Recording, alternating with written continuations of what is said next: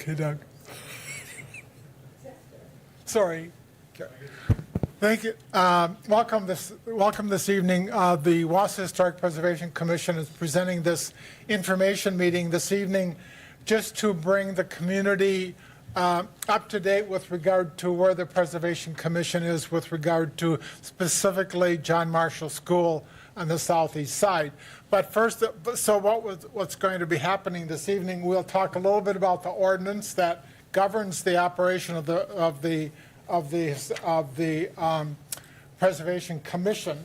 We'll also talk a little bit about the ordinance as far as what happens once it is landmarked. Brad Lenz, your city staff, city planner, will present some of that history. And then we also have Steve Miller this evening going to be speaking a little bit about the history of John Marshall, but as well as the history of how this has come to today. Started perhaps a little less than a year ago with regard to the landmarking of John Marshall, and sort of where we are today. So if there's any questions, of course, comments, questions with regard to the workings of the Preservation Commission, we'll be very glad to answer those as we go. Public comment, of course, is always welcome. But so then Brad will be working the. So what I want to do first of all is just the first slide, which is the purpose. And I'm going to just. These may seem kind of. I can sit down so that you can see the. So with regard to the ordinance, this chapter 2.82 of the Wausau Municipal Code, and it begins by saying that it is declared a matter of public policy that the protection, enhancement, perpetuation, and use of buildings of special architectural character or special historic interest or value is a public necessity and is required in the interest of the health, prosperity, safety, and welfare of the city. The purpose of this chapter, the ordinance, is to effect and accomplish the protection, enhancement, and perpetuation of such buildings and of districts which represent or reflect elements of the city's cultural, social, economic, political, and architectural history.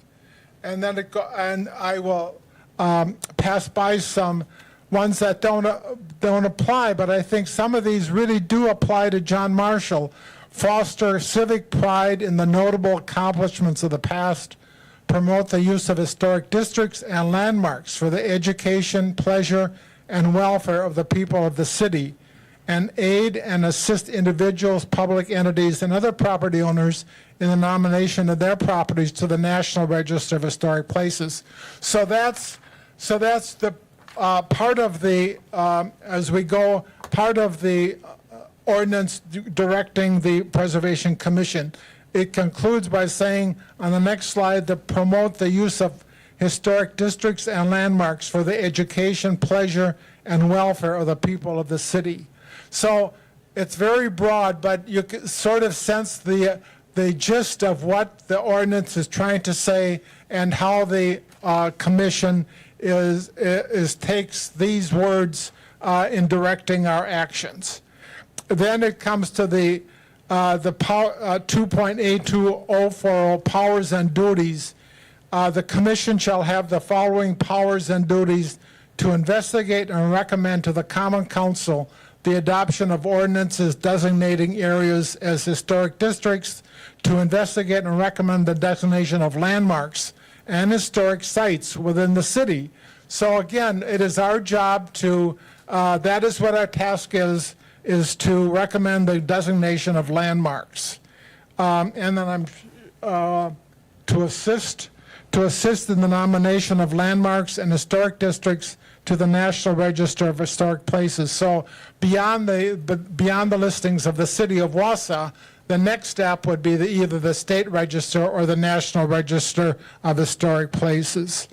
And then we'll also talk about the issuance of certificate of appropriateness that may come after, if indeed it is declared a city landmark, So we'll talk about that. And then we also, to inform and educate the citizens of Wausau concerning the historic and architectural heritage of the city and the importance of historic preservation as an enhancement of the quality of life, and to recommend to the Common Council for initial approval and any subsequent revisions, specific design guidelines or construction, alterations or removal of landmarks and buildings within historic districts or upon historic sites. So the City Council and the ordinance gives us the power to designate landmarks, historic landmarks within the city, and I think we can maybe go to the next slide, maybe the next slide with regard to the pictures, Brad. We can just maybe, we can stop here with regard to some of the criteria, because the ordinance also speaks to the criteria designation of landmarks and historic sites. For the purposes of this chapter, a landmark or historic site designation may be placed on any building or any site, natural or improved, which exemplifies or reflects the broad cultural, political, economic, or social history of the nation, state, or community, and is identified with historic persons or with important events in national, state, or local history, or embodies the distinguished characteristics of an architectural type or specimen inherently valuable for a study of a period, style, method of construction, and or indigenous materials or craftsmanship, or is representative of a noble work of a master builder, designer, or architect. So those are the criteria that we use in determining if a building, a site is worthy of being considered a City of Wausau landmark.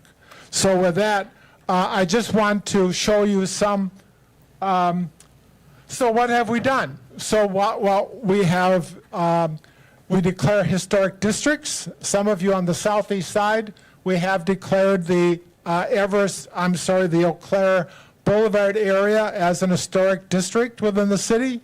About several years ago, various information meetings with regard to the neighborhood on declaring the boulevards on the southeast side, the boulevard streets, as historic district, one of two planned historic districts in the early 1920s. So a very important and recent addition to the ordinances with regard to historic districts in the city. We also on the landmark list is the federal building, or the apartments on First Street. They were just recently added. It is also on the National Register of Historic Places. But since this was added as a city landmark, we can take a look what has been done in the. It has pretty much kept the same facade in the front, but their work in the back, the new owners made these apartments, and they were able to add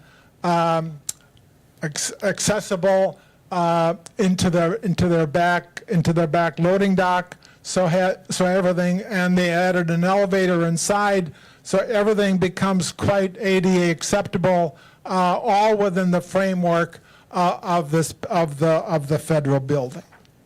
So just from there on, there's some pictures of what the new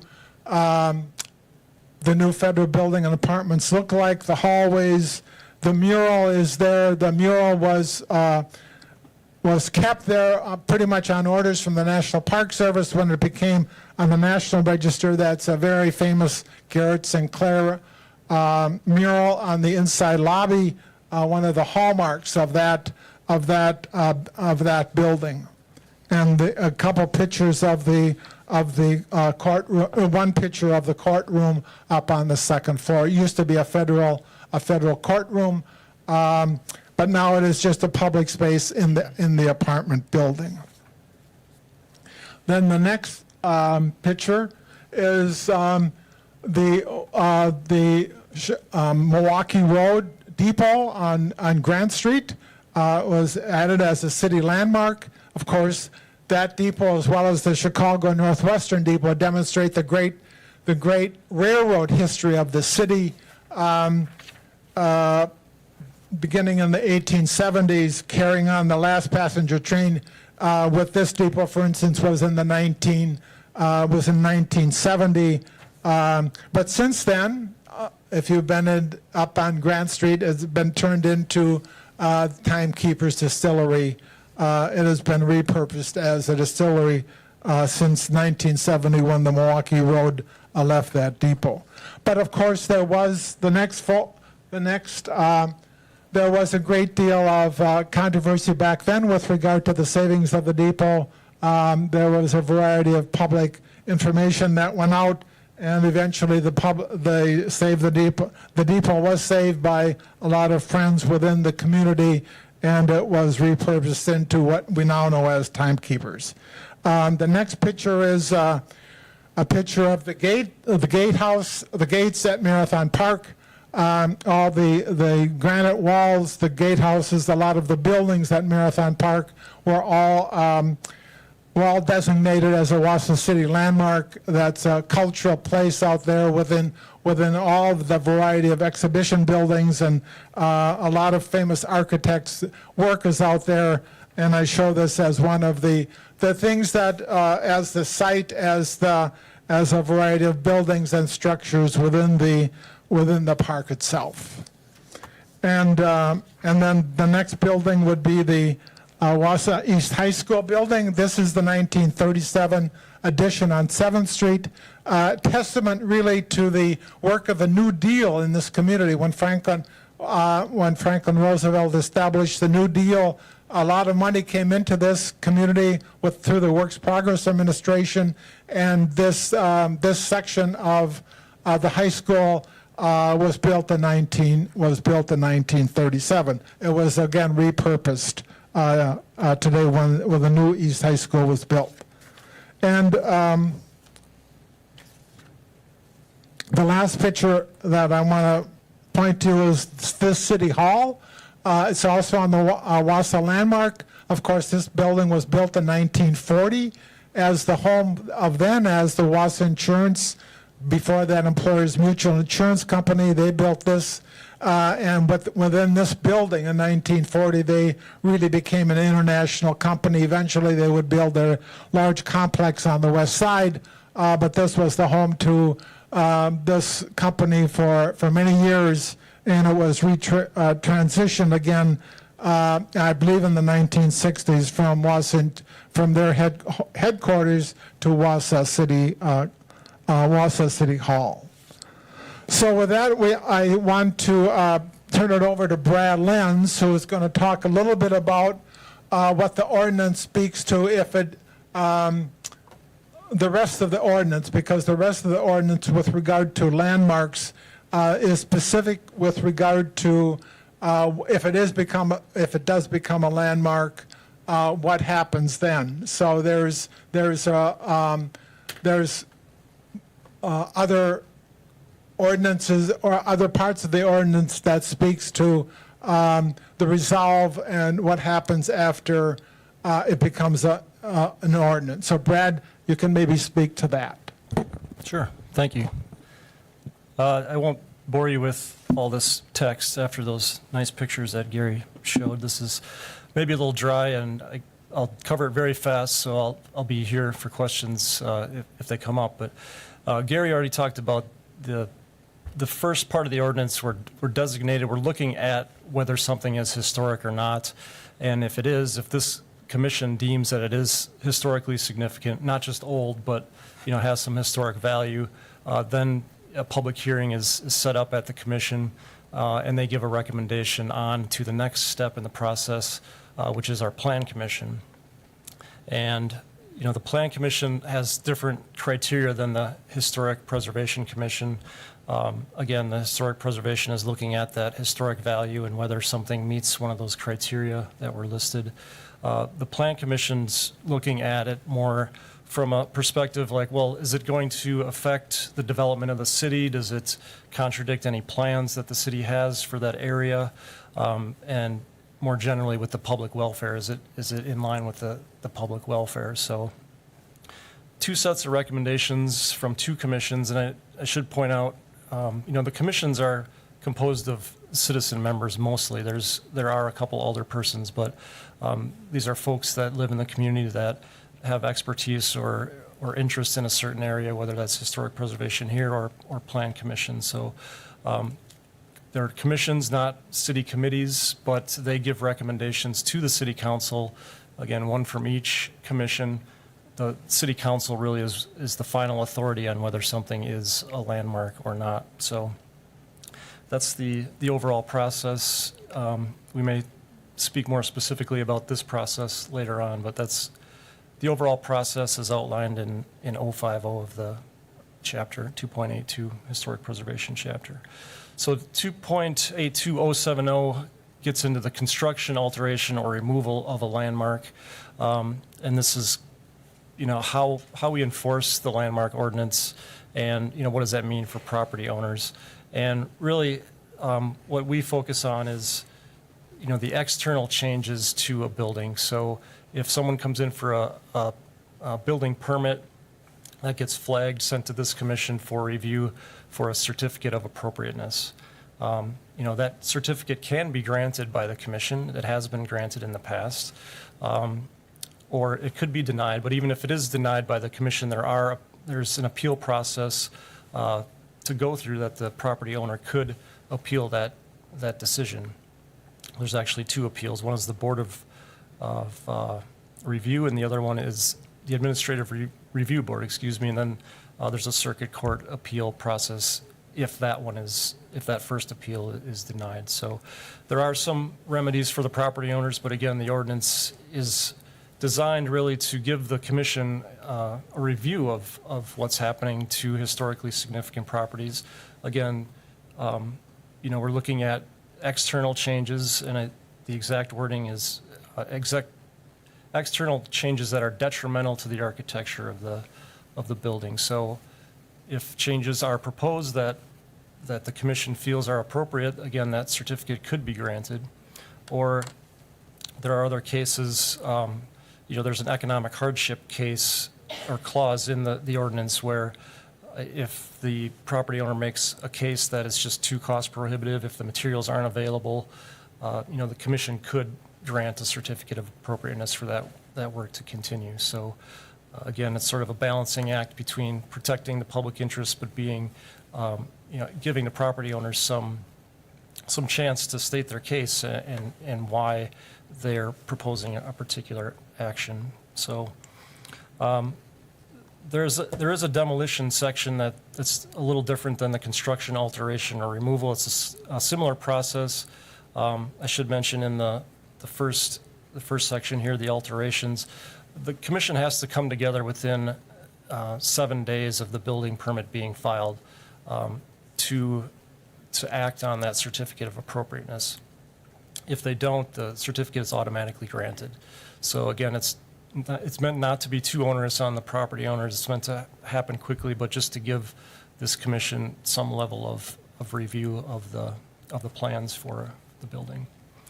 Demolition does work a little differently.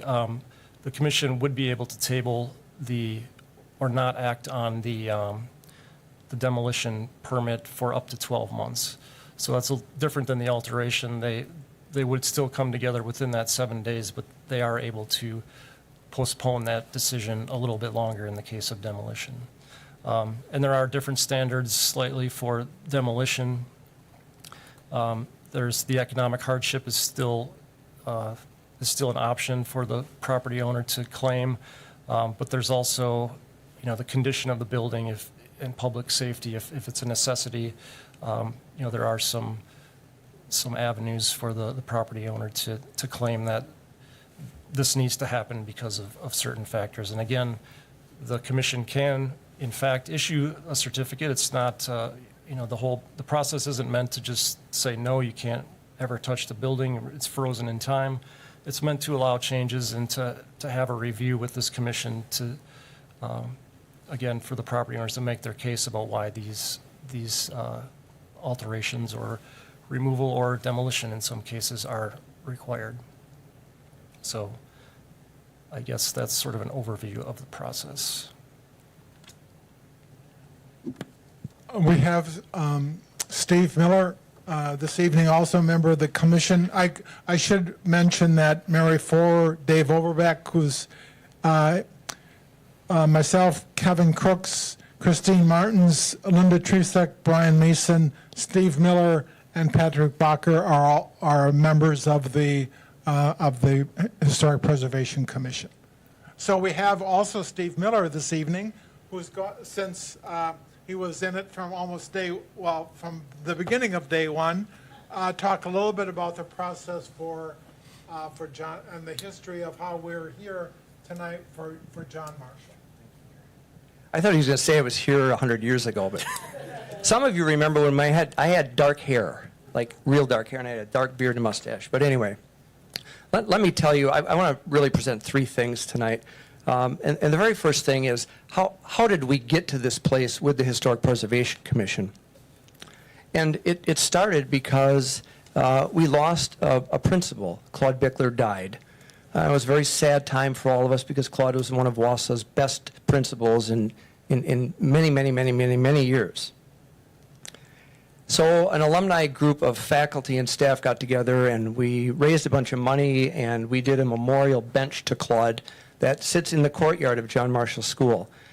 We raised so much money that we had a bunch left over.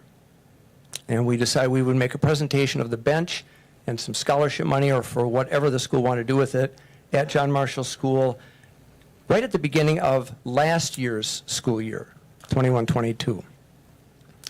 So we made the presentation, we had pictures taken, and afterwards we had some refreshments, and our principal, Amanda Patterson, said that she wanted to let everybody know that the school was turning 100 years old, built in 1922.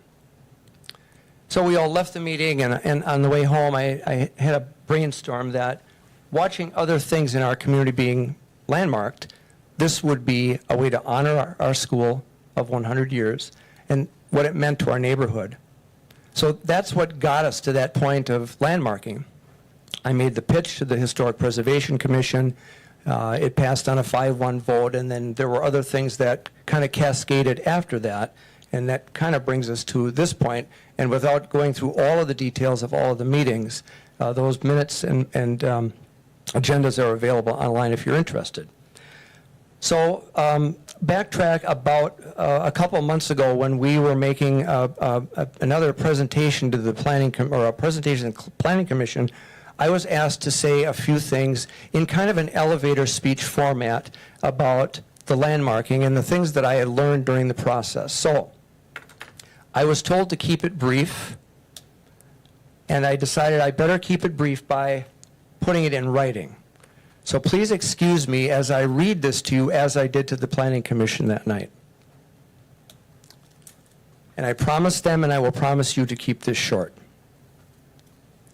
In August of 1982, 40 years ago, I was hired as a teacher at John Marshall School.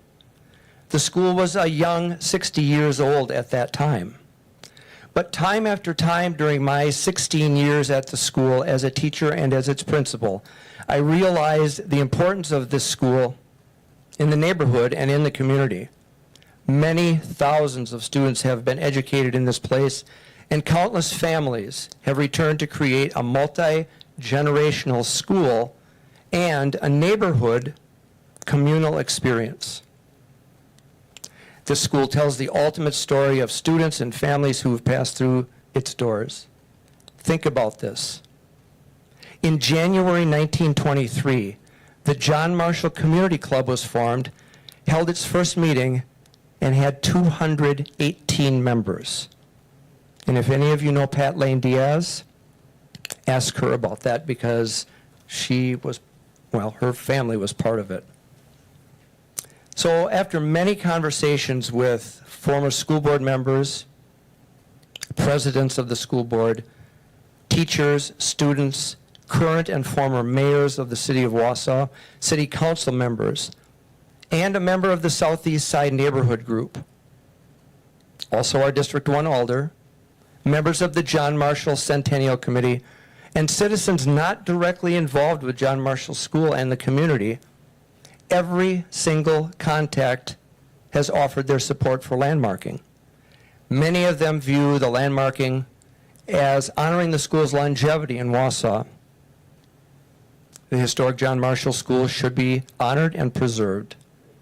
In closing, we're asking you, and I was asking the Planning Commission, to vote to help the Historic Preservation Commission landmark John Marsh School with the 100-year-old landmark of this institution in the city of Wausau. So that went to the Planning Commission, and then, of course, they voted accordingly, and it was a unanimous vote. I'd like to leave you with this final statement this evening. I believe that this landmarking is more than driving by the school to get a warm feeling. This landmarking is about the history of Wausau, the history of this amazing neighborhood school, and also the 100 years of service to students, families, neighbors, and our community. So that's what I have, and thank you for listening. Gary, I'll turn it back. We have several members of the commission present this evening. Anything?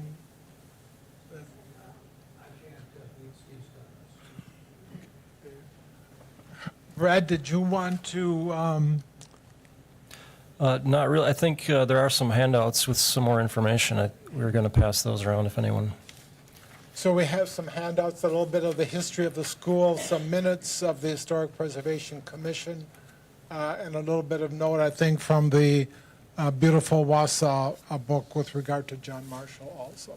So at this point in the evening, we certainly would welcome comments or questions. If you have questions from towards the commission or comments with regard to, we have an alderperson from the first district, Carol, here. If would you want to say, just so that her acknowledge your presence here, Carol, this evening? Did you want to say anything, or you will need a mic?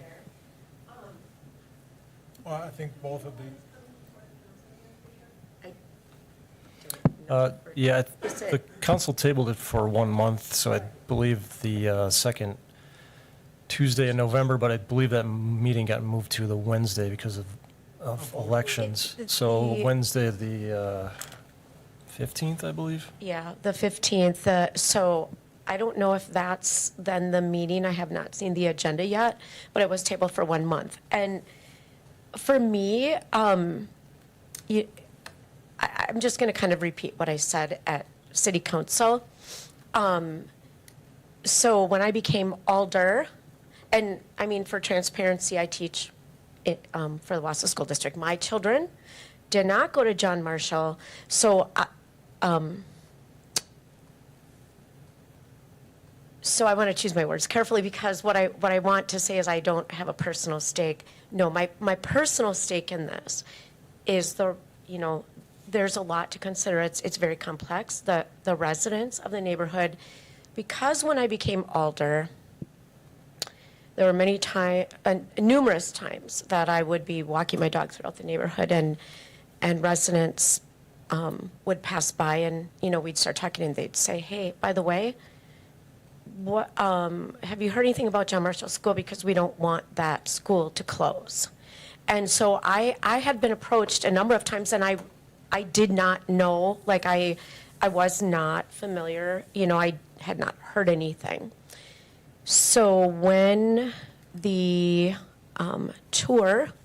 there was a tour of John Marshall in August, when we received emails, and so when I saw the email come through, I thought, I had been at the school for events before, but I thought I should go and learn more.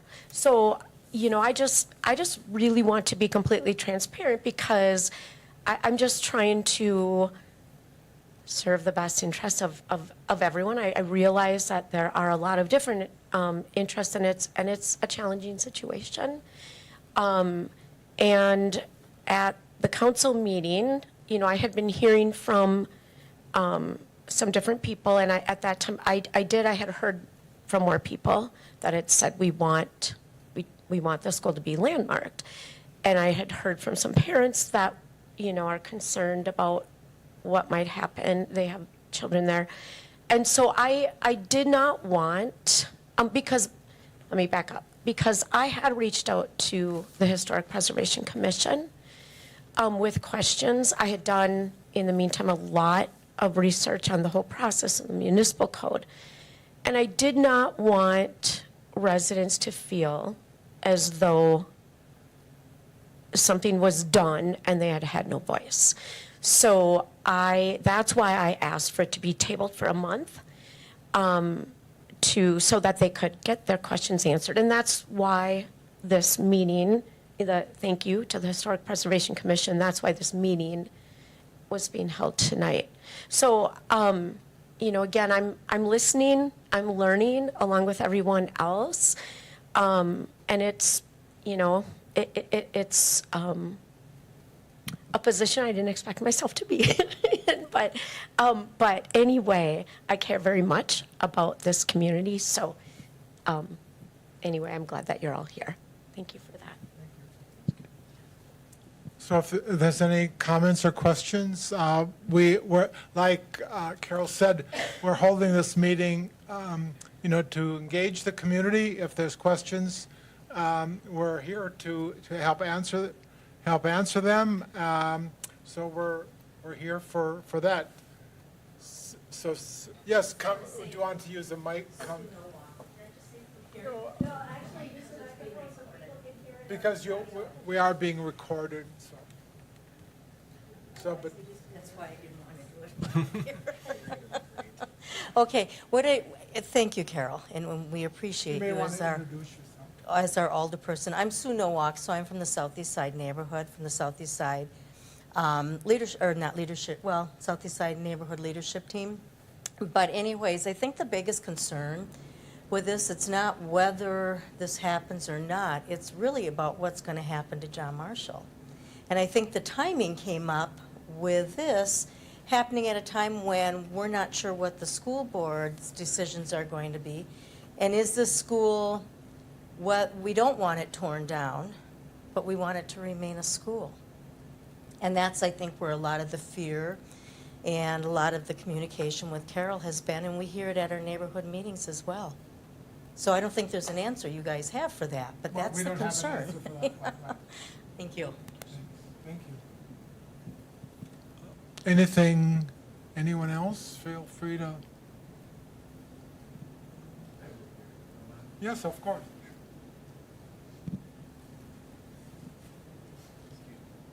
Good evening, everybody. I'm Keith Hiltz. I'm the superintendent of the Wausau School District, and I appreciate everything that's being shared tonight and everyone's sentiment.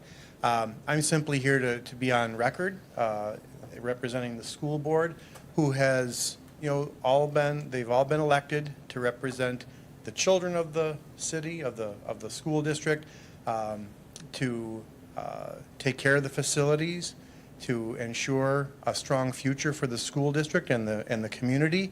And they've asked the city council to not allow John Marshall to be landmarked, so that we have free opportunities, so they have free opportunities to make decisions in the best interests, the best educational interests of the children, the working conditions of the staff, and the overall health of the Wausau region. So just want to put that on record. So thank you very much. Thanks. Thank you. Anyone else? Well, like it was said before, we wanted to present, the Preservation Commission present what the ordinance says, why we're here, the story of John Marshall. It was tabled at the last city council meeting, so we thought we would engage it's being recorded, so we engaged the community, telling the story of John Marshall, why we're here, and so that if there's any comments or questions with regard to the landmarking of that building, we're here to answer that. So, of course. Thank you. I just also wanted to say that we made sure that notice went out. Thank you to the Southeast Side Neighborhood Leadership Team. They sent notice out to the PTO. I contacted Dr. Hiltz, Mr. Tesson, and the Wausau School Board. I posted it on the Southeast Side Facebook page because again, I wanted everyone to have a chance to learn more. And so it's true, it's gone through the Historic Preservation Committee, it's passed through that, and the Plan Commission. So it will come up in the November, on a November agenda for City Council. So it will be the City Council members who will be voting on it. And I can't stress enough, if people have strong, feelings one way or another, to please contact council members. You can contact council members by emailing them. You can submit a public comment or appear at the meeting. I just wanted to say that we really tried to get the information out to everyone, and this is why it's also being recorded, so that people can then watch it later. So, thank you. That's all I'll say, I promise. So if there's no further comments or questions, thank you very much for coming. We invite you to the I'm not sure which city council meeting it will be at in November, but watch for the agendas, and that's when the issue of landmarking of John Marshall at that time. So thank you very much for coming, and I appreciate it. Thank you again, thank you.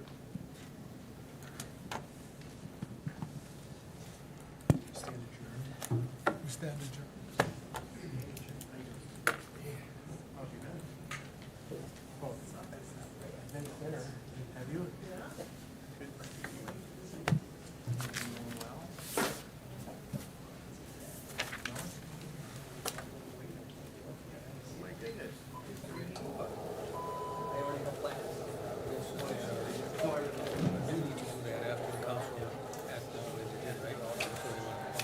But, so. Yeah, okay.